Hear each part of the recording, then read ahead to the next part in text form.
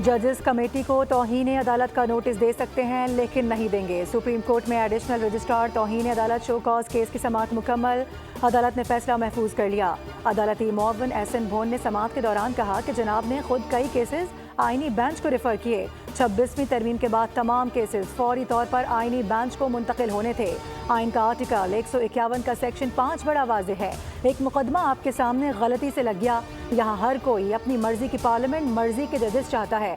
Justice Mansoor Ali Shah के remarks, कहा कि आपको पहले से पता था क्या? जजेस तो सारे आपके हैं। सबसे बड़ा फोरम तो फुल कोर्ट है। बहुत सारे इदारे को तबाह करने पर तुले हुए हैं। हम तो इदारे को बचाने के चक्कर में हैं।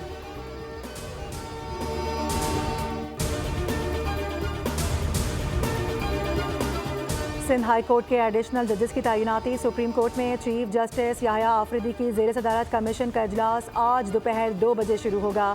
सिंध हाई कोर्ट में 12 एडिशनल जजेस के लिए 46 नामों पर गौर होगा।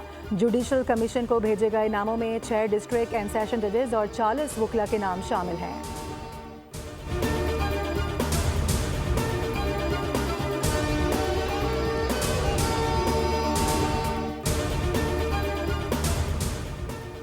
तौशा खाना 2 केस में बानी PTI और बुशरा बीबी की बरियत की दरख्वास्तों पर समाअत। इस्लामाबाद हाई कोर्ट ने FIA को नोटिस जारी कर दिया। समाअत के दौरान वकील सलमान सफदर की जानिब से फौरी रिलीफ की सदा की गई।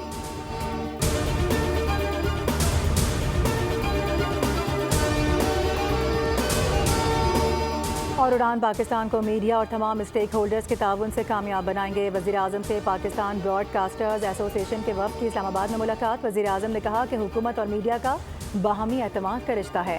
हुकूमती पॉलिसीज़ पर मीडिया की तामीरी तनकीद गवर्नेंस की बेहतरी के लिए बहुत ज़रूरी है।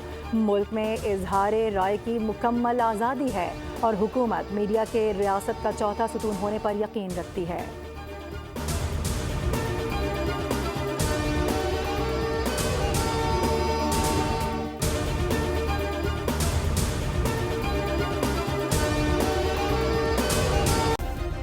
सब्सक्राइब करें और बेल दबाएं ताकि कोई खबर रह न जाए।